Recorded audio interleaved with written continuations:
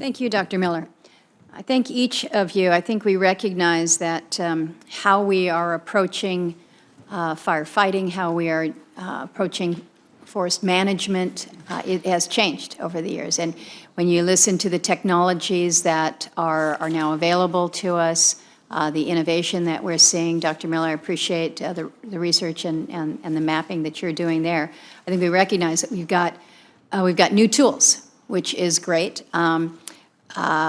But we are dealing across multiple agencies, dealing with tribal lands, dealing with state and private and federal. It is an example where if you are not working together collaboratively, bad things can happen. And sitting in this committee for the past 14, 15 years, listening every year to where we are with the fire status report and how we're working across agencies. The discussion is always, oh yeah, we're working together, it's interagency, it's collaborative, but I really do think that we have made extraordinary gains in doing just that. Chris, you mentioned the cross-boundary fuel efforts, and I will direct this question to you, Ms. Christensen, or Mr. Rice, and Mr. Maish as well. With regards to how we determine, or the process that the federal agencies utilize to determine where these fuel mitigation projects should occur on federal or cross-boundary lines. What is the process? Do you work, I'm assuming that your offices work with the land managers to help make these decisions. What more do we need to be doing to make sure that we're not just talking about good collaboration, but that any impediments to that are removed? Because as we all know, the fire doesn't know the boundary between BLM lands or state or private lands. So what more do we need to be doing in this realm? Thank you, Senator. I'll take a first go at this. Really appreciate the perspective, and that really is the articulation of the cohesive strategy. The three national implementation principles of the cohesive strategy is collectively across jurisdictions in a landscape scale inclusive of communities to, we say co-manage risk, to look at the risk factors in an entire landscape and what those critical values are at risk.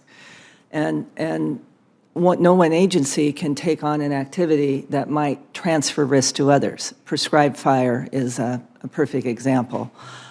Prescribed fire is often a very important tool to, it's taking on some short-term risks, but to greatly reduce the long-term risk by... Well, translate that into real application, though. You have one agency that believes you should move forward with prescribed burn, but your community says, no, this is a dangerous time of year to be doing that. We know we get high winds, the conditions on the ground.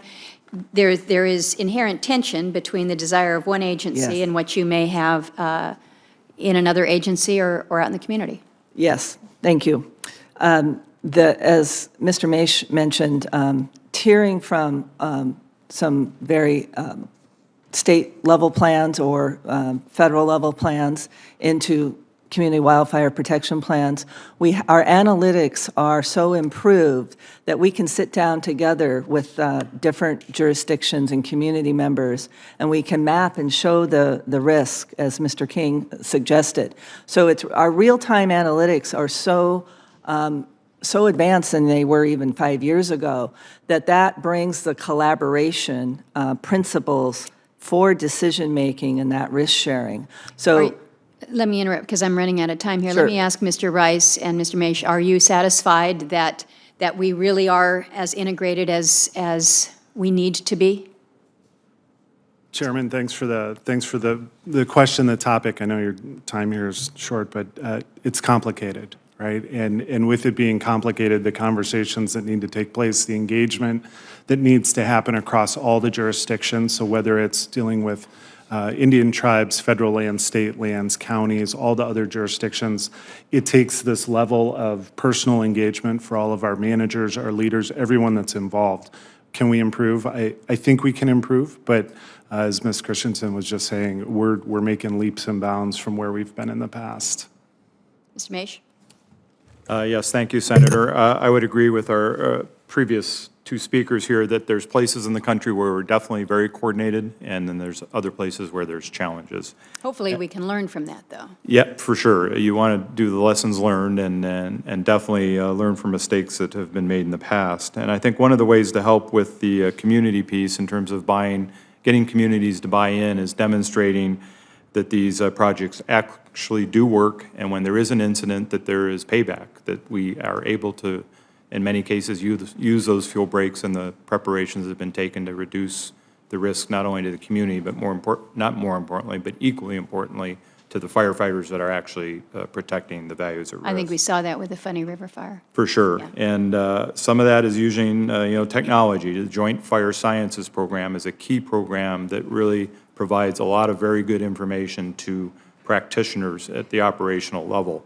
One project in Alaska that program's working on at UAF is showing and demonstrating that the fuel mitigation projects, the different types, a shaded fuel break, masticated fuel break, pruning, all the different things we can do, how effective those actually are in different fuel types when a fire, impacts one of those treatments. Thank you. So that buys confidence from a community that what you've recommended will work. Which is key. Senator Kent.